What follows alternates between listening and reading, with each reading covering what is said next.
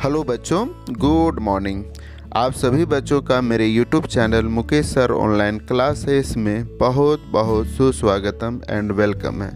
बच्चों, आज के इस वीडियो में कक्षा 7 का पर्यावरण और हम लेकर आए हैं, जो कि आपका अध्याय 5 जलमंडल, और यह वीडियो भाग 1 है। तो जो बच्चे अभी तक मेरे YouTube चैनल को सब्सक्राइब नहीं किए हैं, प्लीज़ सब्सक्राइब कर दें। साथ ही इस वीडियो को लाइक एवं शेयर ज़रूर करें। तो चलिए स्टार्ट करते हैं जलमंडल भाग 1। गुड मॉर्निंग बच्चों, कैसे हैं आप लोग? सभी अच्छे हैं? चलिए, आप सभी बच्चों का फिर से मुकेश सर ऑनलाइन क्लासेस में, जो कि मेरा YouTube चैनल है, इसमें आप सभी बच्चों का बहुत बहुत स्वागत है।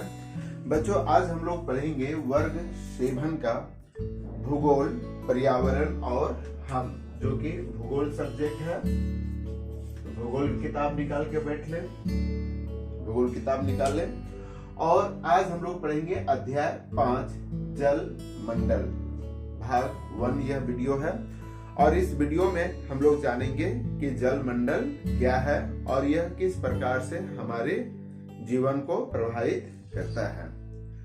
तो बच्चों, अक्सर हम लोग देखते हैं कि गर्मी के सीजन में, गर्मियों के मौसम में वर्षा होती है और वर्षा होने के बाद अचानक जब वर्षा होती है तो उस समय बहुत राहत महसूस होता है। यानी गर्मी तो उमस वाली होती है और जब अचानक वर्षा होती है तो हम बहुत खुश हो जाते हैं। चारों तरफ जो है ठंडी मौसम, जो गर्मी रहता है वो ठंडी हो जाती है ना। और जो खेल का मैदान होता है उसमें गड्ढे बन जाते हैं और हम लोग क्या करते हैं, उन गड्ढों में, रोड में हम लोग क्या करते हैं, कागज का नाव बनाकर उसमें चलाते हैं। बहुत मजा आता है। लेकिन अब यहाँ पर हम लोग देखेंगे कि हम लोग गर्मी के दिन में जो वर्षा होती है और वह वर्षा जो उसमें हम लोग बहुत मस्ती भी करते हैं, लेकिन कुछ ही घंटों के बाद वह पानी गायब हो जाता है, वह पानी सूख जाती है। तो आखिर वो पानी कहाँ गया, है ना? और वह पानी फिर वर्षा बन के कैसे आती है, इन सारी चीजों पर हम लोग फोकस करेंगे, इस अध्याय में पढ़ेंगे। तो बच्चों, सबसे पहले हम लोग जानेंगे कि जल मंडल क्या है। पानी तो आप लोग सभी देखते हैं, जल मंडल, है ना? यानी जल का मतलब, जल मंडल को अगर हम लोग संधि विच्छेद करेंगे तो जल जोड़ मंडल, है ना? तो जल मंडल यानी जल का आवरण, ठीक है? जल जो हमें चारों ओर से घेरे हुई है, या जहां पर जल की ज्यादा मात्रा होती है या जल होता है, उसी को हम लोग जल मंडल कहते हैं। अब यहाँ पर देखेंगे बच्चों कि धरातल, यानी धरातल कहने का मतलब है धरा, पृथ्वी का तल, यानी पृथ्वी के ऊपरी भाग में, है ना, पर उपस्थित सभी प्रकार की जल राशियों के समूह को हम लोग क्या कहते हैं, जल मंडल कहते हैं। तो अब यहाँ पर देखेंगे बच्चों कि जल मंडल कहने का मतलब है कि जहां भी हम पानी का, जल का मात्रा हम देखेंगे, ठीक है बच्चों? अब यहाँ पर देखिए, ये आपका ग्लोब है ना? तो इस ग्लोब में आप देख सकते हैं कि ब्लू रंग का, क्या आपको कुछ भाग इस ग्लोब में दिखाई पड़ रहा है ब्लू रंग का? या आप अगर मानचित्र को देखेंगे, अगर आपके पास मानचित्र होगा तो इस मानचित्र में आप देख सकते हैं कि ब्लू कलर का कुछ दिखाई पड़ रहा है। क्या आप बता सकते हैं कि यह ब्लू कलर क्या है बच्चों? यह ब्लू कलर क्या है? तो वह पानी को दर्शाता है। यानी यह जो ब्लू कलर आप ग्लोब में देख रहे हैं, यह ग्लोब का जो ब्लू कलर आप देख रहे हैं, यह ब्लू कलर किस चीज को दिखाता है? पानी को दिखाता है। यानी पानी जो होता है, जल जो होता है, वह हमारे पृथ्वी के लमसम चारों तरफ दिखाई पड़ते हैं, ठीक है? अब यहाँ पर देखेंगे बच्चों कि अब ये समझ में आ गया कि पृथ्वी पर उपस्थित सभी प्रकार की जल राशि, यानी जहां पर भी जल है, ठीक है, किसी भी प्रकार का जल है, तो उसे हम लोग जल मंडल के अंतर्गत में रखेंगे। यानी जल राशियों के समूह को जल मंडल कहते हैं। जल के समूह को ही हम लोग जल मंडल कहते हैं। अब ये जलमंडल कहाँ है? महासागर में है। तो बच्चों हम लोग ये जानते हैं कि यह महासागर है ना। जैसे कि अटलांटिक महासागर हो गया, हिंद महासागर हो गया, प्रशांत महासागर हो गया, दक्षिणी चीन महासागर हो गया। तो इन महासागरों में बहुत अधिक मात्रा में पानी है। महासागरों में पानी है। ये देखिए, हिंद महासागर हो गया, अटलांटिक महासागर हो गया, है ना, अटलांटिक महासागर हो गया, पैसिफिक प्रशांत महासागर हो गया। तो ये सारे इधर हो गया, आर्कटिक महासागर हो गया। तो बहुत महासागरों में पानी की ज्यादा मात्रा है। बच्चों हिमनद यानी ग्लेशियर, ठीक है। ग्लेशियर कहने का मतलब है बर्फ। हम लोग ये सभी जानते हैं बच्चों कि पानी जो है वह 3 अवस्थाओं में, पानी की अवस्था अगर हम देखेंगे तो पानी की 3 अवस्थाओं में हम लोग देख सकते हैं। यानी कौन कौन सी अवस्था? ठोस, द्रव्य और गैस। ये तीनों अवस्था में जो है पानी को हम लोग देख सकते हैं।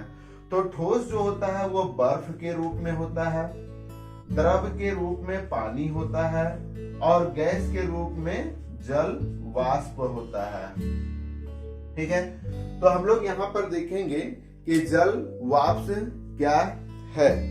तो यहाँ पर भी देख रहे हैं कि ग्लेशियर समझ में आ गया।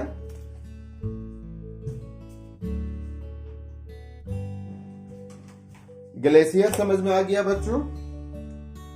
यह ग्लेशियर क्या है? जो बर्फ के रूप में हमारे पहाड़ों पर हिमालय हो गया, माउंट एवरेस्ट हो गया, है ना, जो बर्फीला इलाका है, ध्रुवीय आपका उत्तरी ध्रुव, दक्षिणी ध्रुव हो गया, जो ये भाग है आप यहाँ पर मानचित्र में देख सकते हैं कि यह भाग, ऊपर वाला भाग और नीचे वाला भाग, यह बर्फ के रूप में जमा है। यानी खास करके हमारे इस ग्लोब का उत्तरी ध्रुव और दक्षिणी ध्रुव जो है वो बहुत सारा इलाका जो है वो बर्फ के रूप में जमा है, जिसको हम लोग ध्रुवीय प्रदेश भी कहते हैं। तो यहाँ पर जो है ग्लेशियर के रूप में बर्फ पाया गया है, महासागरों में पानी के रूप में पाया गया है ना। उसके बाद आप यहाँ पर देखेंगे जल वाष्प। बच्चों जल वाष्प को देखने के लिए आप क्या करेंगे कि अपने पास एक दर्पण रखें, है ना, और दर्पण में आप उसको अच्छी तरीके से साफ कर ले दर्पण को, और दर्पण को साफ करने के बाद आप उस पर जोर से एक बार फूंक मारे। तो आप देखेंगे बच्चों कि यहाँ पर पानी का कुछ अंश आ गया। तो यह पानी का जो कुछ अंश है वह अंश क्या है? वह जल वाष्प है। यानी जब हम लोग हवा को छोड़ते हैं तो उसमें बहुत कम मात्रा में जल छिपा हुआ रहता है। उसी प्रकार से आप देखेंगे बच्चों कि अगर आप गर्मी के सीजन में पेड़ के नीचे बैठे हैं तो आपको ठंडक लगती है, तो वह ठंडा हमें पेड़ के जलवाष्प से प्राप्त होता है, ठीक है। अभी ठंडा का मौसम चल रहा होगा तो ठंडा में भी जो है हमें जल वाष्प की मात्रा कोहरा के रूप में प्राप्त होती है। तो और कहाँ कहाँ जल होता है?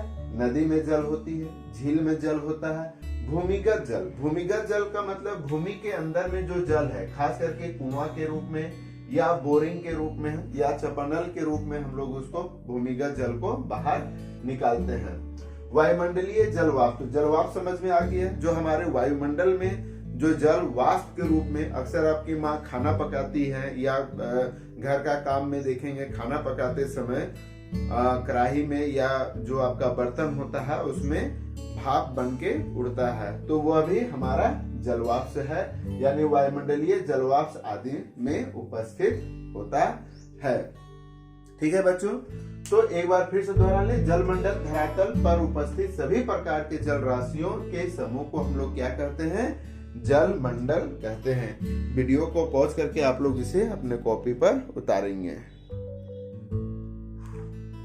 बच्चों अब हम लोग यहाँ पर देखेंगे जल चक्र यानी वाटर साइकिल, है ना। अब यहाँ पर देखेंगे बच्चों कि जल चक्र क्या है, ठीक है। उससे पहले हम लोग ये जानेंगे बच्चों कि जब से हमारी पृथ्वी बनी है, यानी पृथ्वी पर उपस्थित जो जल है, यह समझ लीजिए कि आज से हजारों वर्ष पूर्व हमारी पृथ्वी पर जितना पानी था आज भी उतने ही पानी है, यानी पानी कम बेसी नहीं हुआ है। तो आखिर यह पानी अभी नदियों में देखेंगे बच्चों कि नदियों से लगातार 24 घंटा पानी जो है वो समुद्र में जाके मिलता है।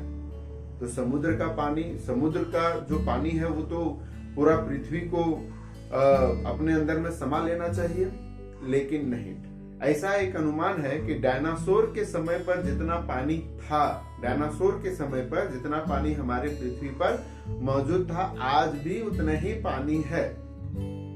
तो सवाल ये उठता है कि फिर जो नदियों के माध्यम से इतना पानी समुद्र में जाता है, तो फिर समुद्र का जल स्तर क्यों नहीं बढ़ता है, क्या वजह है ना? तो उसी कारण को आज हम लोग जानेंगे। तो यहाँ पर एक चीज है बच्चों, जल चक्र। ठीक है, जल चक्र क्या है? यानी जल का पृथ्वी से वायुमंडल में जाना। ठीक है, वायुमंडल में क्या हो गया? जल का पृथ्वी से वायुमंडल और वायुमंडल से पुनः पृथ्वी पर लौटना ही जल चक्र कहलाता है। ठीक है बच्चों, तो जल चक्र क्या है? जल का पृथ्वी से वायुमंडल में जाना, ठीक है, और फिर वायुमंडल से पुनः जल जो है हमारी पृथ्वी पर आती है। तो इसी प्रक्रिया को हम लोग जल चक्र कहते हैं। तो चलिए इसको हम लोग थोड़ा सा समझते हैं। बच्चों, यह बादल है, ठीक है। अब हम लोग क्या देखते हैं कि बरसात के समय पर या अचानक कभी भी वर्षा होती है। ठीक है, ये वर्षण हो गया, ये वर्षा हो गया। ठीक है, वर्षा के माध्यम से यह पानी हमारे घरों पर, जंगलों में, पहाड़ों पर, मैदानी इलाका में, है ना, पानी जो है वर्षा होती है। और यह वर्षा फिर क्या होता है कि यहाँ से वह वर्षा जैसे पहाड़ में हुआ, जंगल में हुआ, घरों पर हुआ, मैदान पर हुआ, तो फिर यह पानी क्या होता है कि यह बहकर नदियों के माध्यम से, यह नदी हो गई, नदियों के माध्यम से यह क्या चला जाता है? यह समुद्र में जमा हो जाता है। ठीक है, यह समुद्र में पानी क्या हो गया? जमा हो गया। ठीक है, अब जब जमा हो जाती है तो यहाँ पर एक चीज ध्यान रखेंगे बच्चों कि अगर आप गर्मी के समय पर एक कटोरा पानी आप अगर धूप में रखेंगे तो कुछ ही समय के बाद या कुछ घंटों के बाद वो कटोरा का पानी गायब हो जाता है। तो वो कहाँ चला गया? वह सूर्य की रोशनी से, सूर्य की प्रकाश से वह गर्म हो गया पानी, और गर्म होने के बाद क्या बन गया? वो भाप बन गया, वाष्प बन गया, और यह वाष्प बन के फिर क्या बन जाता है बच्चों? बादल बन जाता है। और यह फिर बादल वर्षा कराती है, फिर ये नदी नालों के द्वारा, नदियों के द्वारा फिर यह समुद्र में जाती है ना। तो सिर्फ समुद्र में ही वाष्प नहीं होता। आप देखेंगे कि आप जब कपड़ा साफ करते हैं तो कपड़ा को जब आप धूप में फैलाते हैं तो वो कपड़ा सूख जाता है। तो सूखा हुआ कपड़ा का पानी कहाँ गया? जो कपड़ा गीला था उसका पानी कहाँ गया? तो बच्चों आप देखेंगे कि वह पानी जो है सूर्य के गर्मी से वह पानी भाप बन के चला गया, उड़ गया, है ना। तो बच्चों यहाँ पर ध्यान देंगे कि यह वाष्पीकरण के माध्यम से जो पानी जो है बादल बनता है और यहाँ पर आके संघनन होता है। क्योंकि एक चीज ध्यान रखेंगे बच्चों कि हम पृथ्वी से, यानी यह पृथ्वी का तल है, पृथ्वी का तल है, पृथ्वी के ऊपर हम जैसे जाएंगे, पृथ्वी के ऊपर जैसे जैसे जाएंगे हमें ठंडा होते जाएगा, यानी तापमान कम होते जाएगा, और जैसे जैसे हम पृथ्वी के नीचे जाएंगे वैसे वैसे हमें गर्मी लगती जाएगी। तो जब ये भाप बन जाती है तो भाप जो है वाष्पीकरण के माध्यम से यह ऊपर चला जाता है। चूंकि भाप वायु से हल्की होती है इसलिए ये ऊपर चली जाती है, और जब ऊपर जाती है तो ऊपर जाने के बाद यह ठंडी हो जाती है, और ठंडा होने के बाद यह छोटे छोटे बादलों का रूप धारण कर लेता है। फिर ये छोटे छोटे बादल आपस में मिलके बड़े बादल बनाते हैं, और यह बड़े बादल जो है फिर क्या करते हैं? जब भारी हो जाते हैं तो फिर यह वर्षा कराते हैं, और यह वर्षा का पानी इस तरह से। अब यहाँ पर देखिए बच्चों कि जो नदियों में 24 घंटा दिन रात जो पानी समुद्र में जाती है, वह समुद्र का पानी फिर दिन भर वाष्प होकर यह बादल बन जाता है। यानी यूं कहा जाए तो गर्मियों के सीजन में जो तालाब का पानी, गड्ढे का पानी जो कम हो जाती है, तो उसमें कहीं ना कहीं जो हमारा पानी है वह बादल बन जाता है, भाप बन के बादल बन जाता है। और फिर यही बादल वर्षा के सीजन में वर्षा कराती है। तो यह एक प्रक्रिया, सतत प्रक्रिया चलती है जब तक कि हमारे पृथ्वी अभी है। तो यह सतत प्रक्रिया चलते हैं और इसी प्रक्रिया को हम लोग क्या कहते हैं? जल चक्र कहते हैं। तो अब यहाँ पर देखेंगे कि जो बादलों का रूप ले लेता है वो वर्षा, ओला या हिमपात, ओस के रूप में वापस हमारे धरती पर आ जाती है ना। कभी आप देखते होंगे कि हिमपात होता है, मतलब बर्फ का टुकड़ा गिरता है, तो वो ज्यादा संघनन वो हमारा वायुमंडल, हमारी पृथ्वी के जो है क्रियाओं के द्वारा होता है, जिसकी चर्चा हम लोग बाद में करेंगे। हमारी पृथ्वी पर एक थलशाला की तरह है। थलशाला एक बंद कांच के बर्तन की तरह होती है, जिसके छोटे पौधे होते हैं और इसका अधिक जल की आवश्यकता होती है। तो अब यहाँ पर देखेंगे कि हमारा पृथ्वी जो है इस तरह से वायुमंडल जो है यह प्रक्रिया चलते रहती है और इसी प्रक्रिया को हम लोग क्या कहते हैं? जल चक्र कहते हैं। तो आप जल चक्र का जो है परिभाषा और उसका चित्र को जो है आप लोग उतार लेंगे। बच्चों, अब हम लोग देखते हैं कि हमारे पृथ्वी पर जल का क्या वितरण है, यानी जल जो है वह जल कैसे वितरित हुआ है। तो बच्चों, यहाँ पर हम देखेंगे कि पृथ्वी पर उपलब्ध कुल जल का, अगर हम पूरे जल को 100% मानते हैं, 100% मानिए कि हमारे पृथ्वी पर ये जो आप देख रहे हैं कि हमारे पृथ्वी पर लगभग 100% जल है। जल का तो इससे मात्रा बहुत ज्यादा है, 3 भाग जो है जल है और 1 भाग जमीन है। तो यहाँ पर देखेंगे बच्चों, पृथ्वी पर उपलब्ध कुल जल का लगभग 97% भाग महासागरों में उपस्थित है। तो अब यहाँ पर हम देखेंगे बच्चों कि इस मानचित्र के माध्यम से हम लोग जानने का प्रयास करेंगे कि आप जो रंग बिरंग का जो नीला कलर आप देख रहे हैं वो तो पानी है ना। और जो आप विभिन्न रंगों का देख रहे हैं, ये येलो कलर, इंडिया भी येलो कलर में है, चीन ग्रीन कलर में है, बदमाश आदमी ग्रीन कलर में है, और ऑस्ट्रेलिया है, ये साउथ अफ्रीका है ना, अमेरिका है, ग्रीनलैंड है, कनाडा है। तो ये सारे चीज जो आप देख रहे हैं विभिन्न कलर का, वो जमीन है ना। इधर जो आप देख रहे हैं ये व्हाइट वाला भी आप जमीन मान के चलिए, है ना।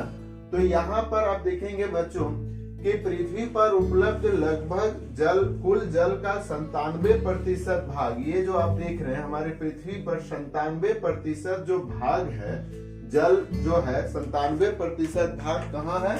तो वह है महासागरों में। ठीक है, मतलब जितना पानी है उस पानी का लगभग 97% जो पानी है वह महासागरों में स्थित है। ठीक है, महासागरों में, और केवल 3% भाग महाद्वीपों कहने का मतलब है कि ये जो आप द्वीप देख रहे हैं, एशिया महादेश, अफ्रीका है ना, उत्तरी अमेरिका, दक्षिणी अमेरिका है, अंटार्कटिका है, ऑस्ट्रेलिया है, ये सभी जो महाद्वीप है, उन महाद्वीपों में लगभग पानी कितना है? 3% है।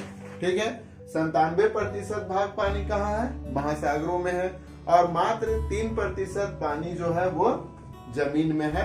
ठीक है, उसमें भी बच्चों महाद्वीपीय का मतलब हो जाता है जो द्वीप है। महाद्वीपीय जल में भी लगभग 2% अंटार्कटिका जो आप देख रहे हैं, ये भाग अंटार्कटिका जो आप व्हाइट वाला देख रहे हैं, तो लगभग 2% अंटार्कटिका एवं अन्य ऊंचे पर्वतों पर हिमनद के रूप में स्थित है।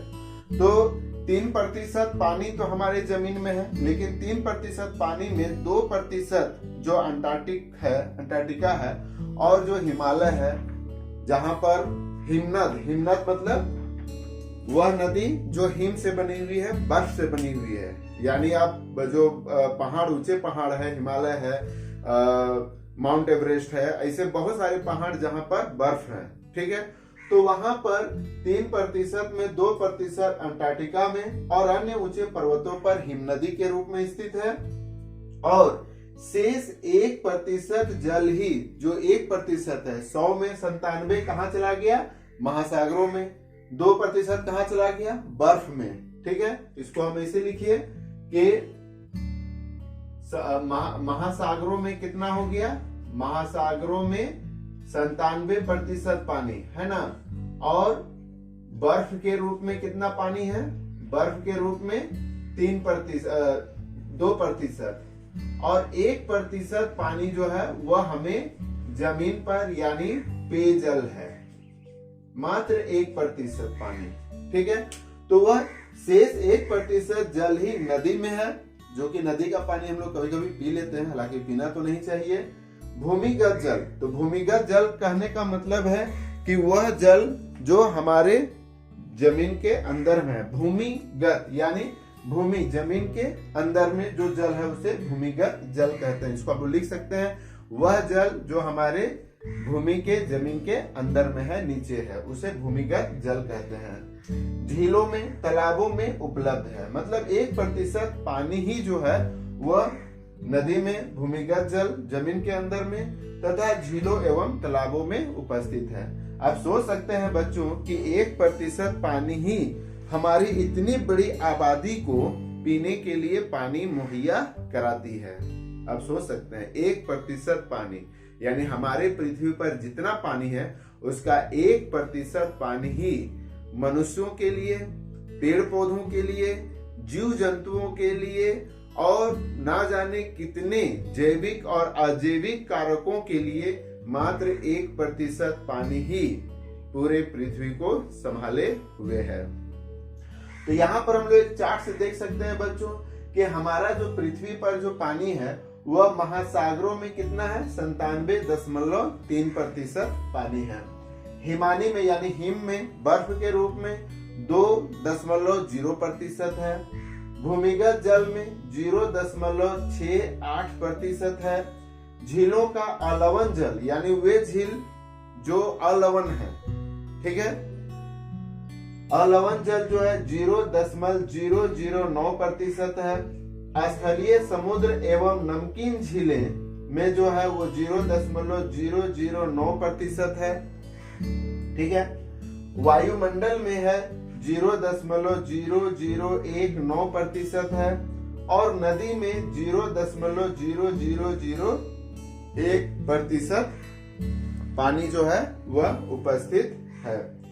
तो यहाँ पर आप देख सकते हैं बच्चों, अपनी कॉपी में आप निकालेंगे, एक चीज और भी है यहाँ पर, लवणता, ठीक है। लवणता क्या है? क्योंकि हमारा 97% जो महासागर में जो पानी उपलब्ध है वह पानी लवण युक्त है, नमक युक्त है। उस पानी का प्रयोग हम लोग पीने के लिए आप डायरेक्टली नहीं कर सकते हैं। वो इतना नमकीन होता है कि जैसे आप मुंह में पानी डालेंगे वैसे ही बाहर हो जाएगा, यानी पीने लायक नहीं है। तो प्रति 1000 ग्राम जल की मात्रा में उपलब्ध लवण की मात्रा को ही लवणता कहते हैं, यानी 1000 ग्राम, ठीक है। 1000 ग्राम कहने का मतलब क्या है? 1000 ग्राम यानी 1000 ग्राम बराबर 1 किलो बोलते हैं ना। 1000 ग्राम बराबर कितना हो गया? 1 किलो हो गया। 1000 ग्राम बराबर 1 केजी या 1 किलो हो गया। तो यहाँ पर आप देखेंगे कि 1000 ग्राम जल की मात्रा में उपलब्ध लवण यानी 1 केजी पानी में कितना लवण है, ठीक है, उसी को हम लोग बोलते हैं लवणता, ठीक है। 1000 ग्राम यानी 1 केजी पानी में, 1 केजी मतलब 1000 यदि 1 लीटर मतलब 1000 ग्राम, तो लगभग 1 केजी पानी में कितना नमक है? लवण की मात्रा, नमक की मात्रा को ही लवणता कहते हैं। और याद रखेंगे समुद्री जल की लवणता 35 ग्राम प्रति 1000 ग्राम जल है। यानी समुद्र में आप देखेंगे कि अगर आप 1000 यानी 1000 ग्राम मतलब अगर 1 केजी पानी आप निकालते हैं है ना। और तो उसमें आप देखेंगे कि 35 ग्राम जो है वह लवण है। ठीक है, यानी 1000 ग्राम पानी को जब हम वाष्प करेंगे तब कहीं जाके हमको 35 ग्राम नमक मिलेगा। ठीक है, तो इस तरह से हम लोग यहाँ पर देखते हैं कि जल का किस प्रकार से वितरण है। अब हम लोग यहाँ पर देखेंगे कि आप यहाँ पर विश्व का मैप भी आप अपने कॉपी में देख सकते हैं, किताब में देख सकते हैं कि यहाँ पर भी बहुत सारी नदियां हैं। कास्पियन सागर है, लाल सागर है, नील नदी है ना, नाइजर नदी है, विक्टोरिया झील है, हमांगो नदी है, गंगा नदी है, मैकांजी नदी है ना। तो आप इसमें अमेजन नदी है, तो ऐसे पैरावे नदी है, ऐसे बहुत सारी नदियों को आप जो है अपने बुक के मानचित्र में देख सकते हैं। तो आज के लिए इतना ही, फिर मिलते हैं हम लोग नेक्स्ट वीडियो में। तब तक के लिए आप सभी सुरक्षित रहें और बुक को पढ़ें, आसपास में साफ सफाई रखें। चलिए फिर मिलते हैं नए वीडियो के साथ, तब तक के लिए सभी बच्चों को बहुत बहुत धन्यवाद।